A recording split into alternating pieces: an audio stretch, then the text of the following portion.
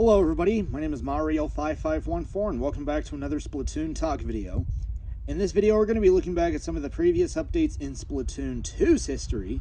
The game may be empty today, but we're going to be looking back to see what changes Nintendo is making during the Splatoon 2 era. If you end up enjoying the video, hit the like button, and if you end up liking the video, consider subscribing, and let's get started as we jump into the next update in Splatoon 2. What better way to start off the new year with version 4.4, which dropped on January 30th, 2019. And yeah, continuing with the trend of new content, which is stage reworks, Kelp Dome was given a stage rework similar to the changes Starfish main stage received in 4.0, the Reef in 4.2, and Blackbelly Skate Park in 4.3. As it was only changed in all the ranked modes except for Turf War. Yeah. And with that, we could just jump into the patch notes. And yeah, this is following along with the changes that our shooters were given in 4.2. 4.4 is continuing that trend. So last time we gave them 2 to 4 frames less end lag. This time we're giving them 1 to 2 frames less startup. So the weapons that'll have 1 frame less startup will be Jet Squelcher, 96, Splattershot Pro, NZAP, 52, and Splattershot, along with Splash. And for the rest of them, getting 2 frames less startup will be Sploosh, Junior, and Aerospray. I mean, not much here to go off of, but you can definitely notice a pattern that's forming here. I mean, 4.2, you're kind of wondering why Nintendo is giving those kinds of buffs to shooters, but it's not until this update and later that Nintendo is starting to give buffs to shooters, because like I've mentioned in 4.2, in the last video talking about 4.2, shooters were at their all-time lowest. So starting between 4.2 and 4.4, shooters power levels, the power level for shooters was starting to go up here. And yeah, you're going to start seeing them go even higher. On top of the 1 frame startup, Jet Squelcher received, MPU was made. In addition to the existing effect, MPU will now reduce shot scatter when shooting on the ground, on top of having slightly longer range. So yeah, Jet Squelcher got an extra buff on that. I guess that's a buff to help compensate for the range buff. Because I mean, when you look back at the buff, 96 was given back in 4.1. On top of having 6% more range, it was given an RNG buff to compensate for it. So yeah, on top of MPU increasing its range, it's also going to reduce its ground RNG. So yeah, Jet Squelcher will have a bit more of a better time when using MPU, which you're going to see later with this weapon. L3, increased likelihood of paint appearing at the player's feet when shooting. So the number of droplet patterns was increased from 10 to 15 in the process. So yeah, on top of L3 painting around your feet more often. So yeah, L3 got a solid paint buff here. And you're going to start seeing this weapon later in the game's life when you look at Turf War in particular. Yeah. Flings a Roller was given some buffs here, which is actually very good. When rolling, the time to reach the maximum speed has been reduced by 30/60ths of a second, or by half a second. So what that means is that when you're rolling, the time it takes to reach dashing speed is now half a second faster. So yeah, Flingza is going to have a bit of a better time when rolling, but I mean, when you're using Flingza, you're going to be using the vertical flick 9 out of 10 times, given that its rolling isn't that good, even though it is, and its horizontal flick is very inconsistent. So yeah, that's nice. On top of that, increased movement speed while vertical flick and flinging by 11%. So your movement speed or strafe speed when performing a vertical flick is 11% faster. So that's a solid buff. On top of that, it was also given a buff here, but it almost sounds like a rework. Adjusted the damage intuition range of the vertical swing and slightly lowered the maximum damage to compensate. The combined effect makes it so that the range in which 100 or more damage is dealt has been increased by 5%, making this an overall buff. So yeah, its vertical flick will be able to deal 100 plus damage 5% further away. So that's a solid buff, given the fact that you are going to use the vertical flick more than the horizontal when using Flingza. So that's nice. And on top of that, Squiffer, E-Liter, and E-Liter Scope were given a mutual buff. In addition to the existing effect, main power-up will now also improve ink coverage. So what that means is that if you fire a full charge, the full charge will basically paint more. So this will make it weapons such as Classic and New Squiffer becoming soluble options, given that Classic Squiffer is carrying Ink Armor, despite H3D and Kunder being the better options, with Junior and Zap being niche picks. So at least it makes Classic Squiffer a little bit more usable, so that's nice. For E-Liter and E-Liter Scope, this is a nice change for it, given that it's going to start seeing a little bit more use in mid-level play, low and mid-level play, maybe even high-level play at best. So yeah, that's a solid buff for E-Liter. Undercover Brella. The effective main power-up will be more noticeable even at lower stack levels. Yeah, Nintendo refuses to give any kind of damage buff to Undercover, and this was like the last buff Undercover was given in Splatoon 2. And it's not until Splatoon 3 that Undercover was given more buffs, but the weapon is still bad. So, yeah, Undercover has reached the end here in terms of the buffs or in the updates. And, yeah, we're going to have to see what Splatoon 3 does, which, yeah. Spoiler, they didn't do anything much for that weapon either. They did do some stuff, but not good enough.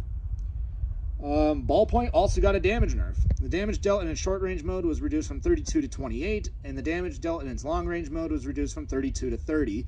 So this will make it to where you cannot use NPU as effectively or can't deal 33.3 damage more consistently.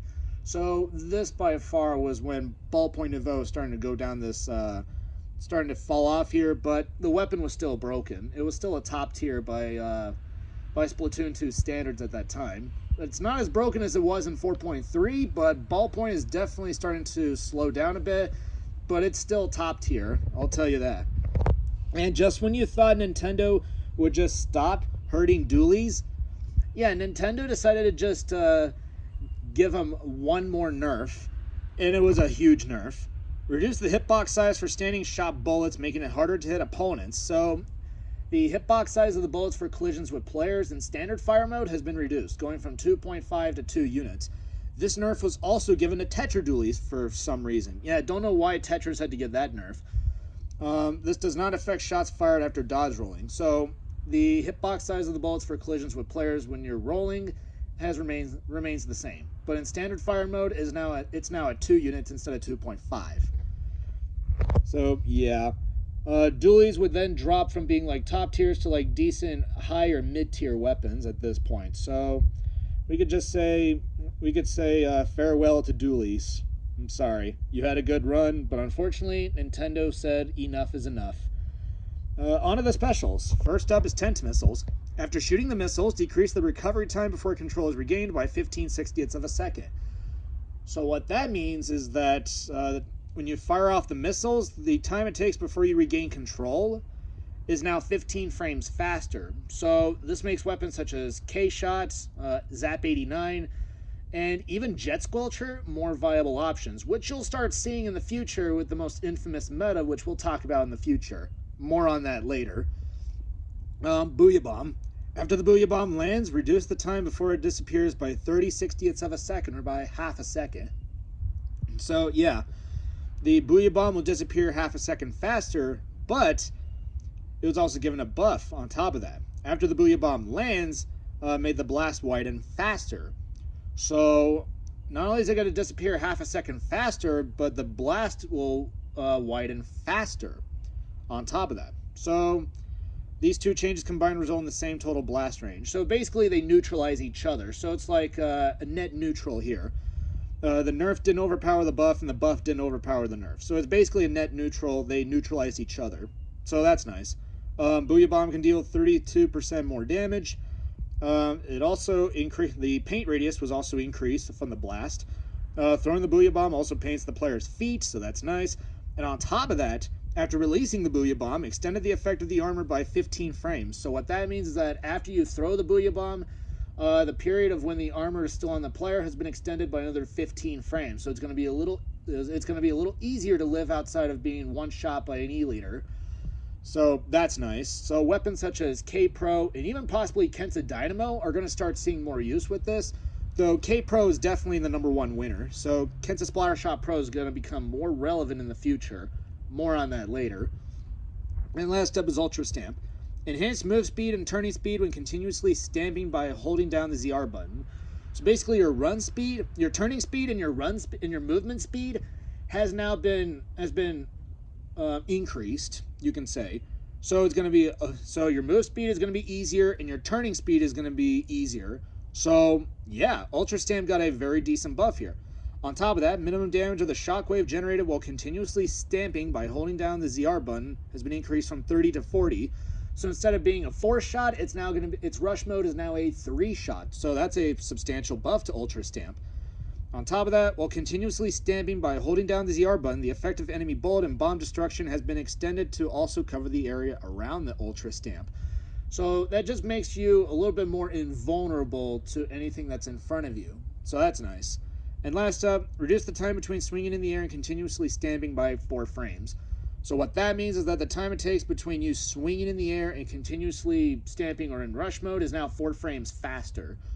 So yeah, that's a solid buff for Ultra Stamp. It used to be like a bad special upon its release. It was very weak, but after these changes, Ultra Stamp became a very decent special. It became a little more bearable, so that's nice. And onto the abilities. Only one ability has been changed: ink resistance. The time between stepping on enemy ink and starting to receive damage has been increased. At maximum gear power, it is now 9/60ths of a second longer than before. So what that means, the time it takes between you stepping in enemy ink and then starting to take damage is now going to be 9 frames longer. This was to try to counteract or try to mitigate most of the issues with NPU, because, you know, NPU had the component of damage up with certain weapons, such as Splattershot Pro, 96, and especially Bamboo, which we'll talk about that weapon in a bit. And points for special changes, not that many, only 5 weapons. H3D, Explosher, and Custom Explosher all got plus 10 points for special. So H3D will get armor at 210, Explosher will get bubble blower at 210, and Custom Explosher will get baller at 200. Kenta Sloshing Machine will get plus 20 points for special, getting Splashdown at 190. And Ballpoint Nouveau got plus 30 points for special, making it the second weapon to reach 230 points for special. Yeah, we didn't learn the last time when we made T-Tech 230. So, yeah. So Ballpoint Nouveau suffered the same fate as T-Tech for a brief period of time. But it wasn't until later that Nintendo realized that 230p was a huge mistake and they'll never go back to it again. But it's not until later that Nintendo realizes this. And we just have a whole list of bug fixes and adjustments to ranked battles. We also have a few changes for Salmon Run, and we also have a few other changes for that haven't been mentioned. And with that being said, not that much to go off of here, but we could just jump into version 4.5, which dropped on March 11th, 2019. And yeah, hopefully 4.5 could try to help things a little bit, you know. Here's what they did. We start off immediately with shooter buffs. Sploosh, Junior, and Aerospray all got 5 frames less white ink, but Aerospray was also given an extra buff. Now more likely to ink the turf around your feet when firing, so it's going to be able to paint around your feet more effectively. So that's nice. So, yeah. I mean, not that I don't think these weapons ever suffered with that. So originally they had 20 frames before its ink recovery delay was originally 20 frames. This was reduced down to 15 frames for all 3 of these weapons here. So, yeah. I don't think this was a huge issue for them, but whatever. 52. Increased damage dealt to opponents' Splatbrellas, Sorella-brellas, and Hero-brella replicas by roughly 21%. So 52 will deal 21% more damage to their canopies, and will also deal 10% more damage to splash walls. 96 was also given the same buff as 52, dealing 10% more damage to splash walls, but it deals 57% more damage to the Brella canopies, specifically for Splatbrella. So, yeah. Luna Blaster was given the same buff, but it was increased by 64%. So that's a huge buff for them. Rapid Blaster. The main power-up gear ability will now also increase the radius of explosions while equipped when using these main weapons. The above effect will be maxed out when 2.9 times the normal amount of gear ability is equipped. Each additional gear ability is worth 0.3 of the effect of the base gear ability. So what that means is that main power-up will now be more effective in increasing the blast radius on Rapid Blaster, which this was also the same thing we gave to Rapid Blaster Pro. So, yeah, those weapons are now going to start seeing a little bit more use to try to counteract the nerfs that they were given back in 3.2, where they received their 6% blast radius nerf. So, yeah, that's nice.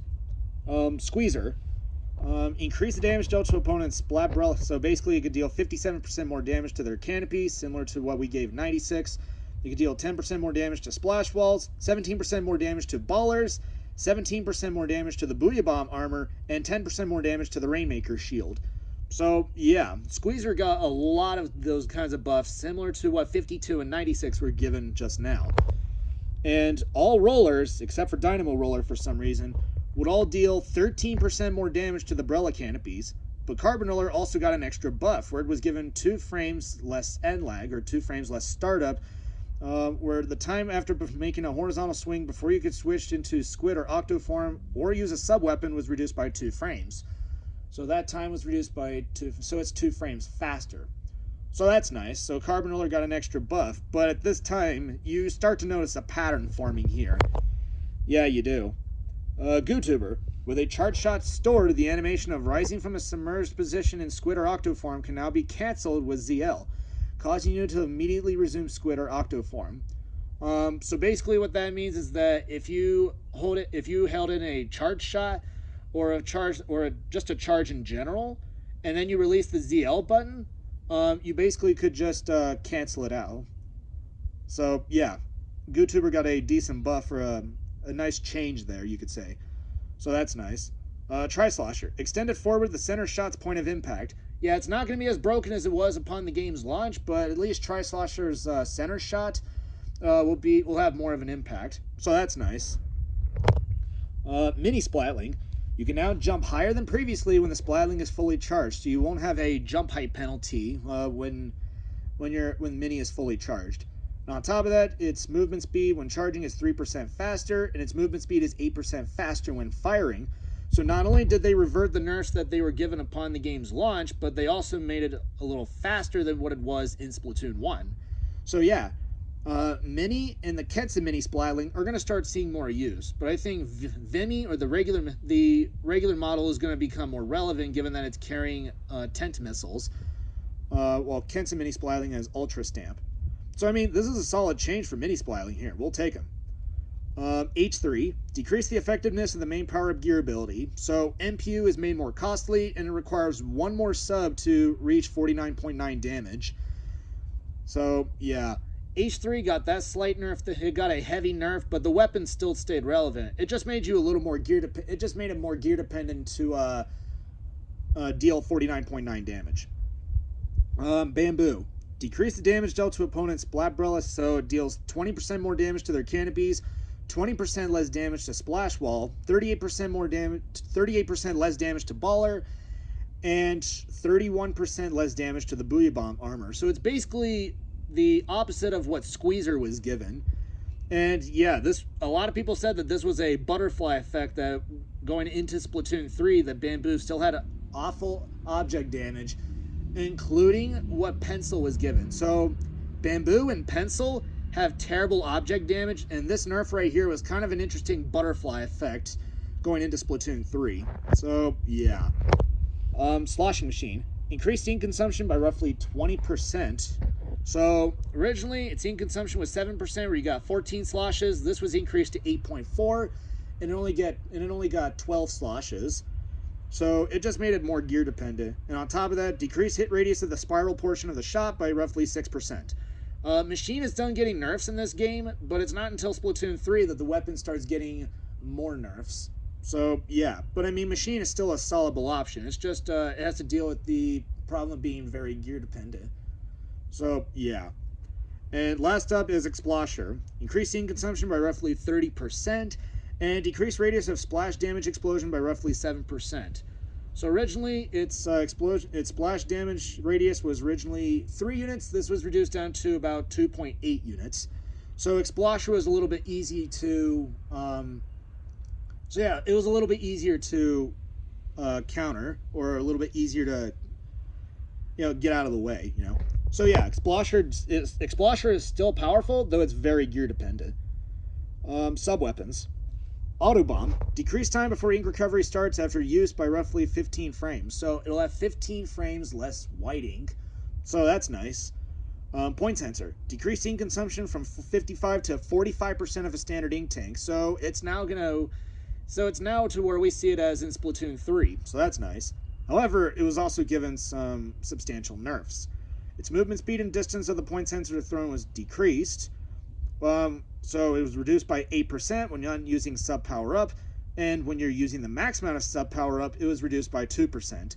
And on top of that, Ink Saver sub was made more costly, going from about 40% to 35%. So yeah, point sensor does have a lot of these nerfs to deal with, but at least it makes it a little bit more bearable, or a little more easier to deal with. Sprinkler. Decreased time before the sprinkler begins shooting ink after being placed by roughly 30/60ths of a second, or by half a second. And increased radius of ink spray when placed on a wall or the ground by roughly 2.5 times. So what this means for those two buffs, the time it takes before the sprinkler begins painting is going to be a half a second faster. And if you place the sprinkler on a wall or the ground, it'll paint 2.5 times more. And I think this was, if I'm willing to bet on, or the ground right there, if I'm willing to bet that that's if you stick it to the ceiling, that's what I'm willing to bet here. That's what they did for Sprinkler. And last up is Fizzy Bomb, where it did get another nerf. Decreased damage radius of the second and third explosions by 6%. So it makes Fizzy Bomb a little bit more easier to deal with. And yeah, even going into early Splatoon 3, Fizzy Bomb was still powerful. And if you look at Fizzy Bomb on Wikipedia, which is where we are on right now, but if you look at the Fizzy Bomb section, you'll be surprised by how many nerfs Fizzy Bomb was given. The sub was that broken. And for our special changes, Ink Storm is the only one. Decreased area of effect radius by 6%. So it was basically partially or completely reverting the nerf that I got back in 1.3. Yeah, early Splatoon 2 here. And for our abilities, there was one change here. Bomb Defense Sub DX. The effect that reduces the amount of time you can be tracked by a point sensor will now trigger more easily with a few number of Bomb Defense Sub DX gear abilities equipped. So what that means is that Bomb Defense Sub will be more effective, or it'll be more effective in smaller quantities when dealing with point sensor. So that's nice. So at least Bomb Defense Sub DX has a little bit more utility against it. It's going to be stronger against point sensor. So that's nice. And for the points for special changes, a decent sized list. Custom Splattershot Jr. will get Ink Storm at 170. Kensa Luna Blaster will get Ink Storm at 170. So Custom Jr. will get it at 160. Kensa Luna Blaster will get it at 170. Kensa Glugadoolies will get Ink Armor at 180. Kensa Splattershot Pro will get Booyah Bomb at 200. H3D will get Ink Armor at 220. Custom Explosher will get Baller at 210. And Custom Hydra will get Ink Armor at 200. I mean, not much to go off of here, but you can definitely notice a pattern with most of the popular options being the Kensa Splattershot Pro, H3D, and Custom Explosher. And for Custom Hydra, I'm willing to bet that this weapon was used in low-level play, given that most of these kinds of nerfs here are usually for weapons that are considered meta in top-level play. That's my guess here. And of course, we have some bug fixes and adjustments for, in general, for any of the following modes. And of course, other changes, which there's only one listed here. And that's it. That is the video. That is 4.4 and 4.5. Looking back, you don't see as much. You do notice a pattern that's forming here, but it's not until later that you start seeing more of a relevance here. It becomes more like, oh, that's what they're doing, which we'll talk about in the next video. Thank you all for watching. If you guys like the video, be sure you subscribe. Don't forget to leave a like on the video. If you want to see more videos like this, just send a comment below. Thank you all for watching, and I will see you all next time. And until then, stay fresh.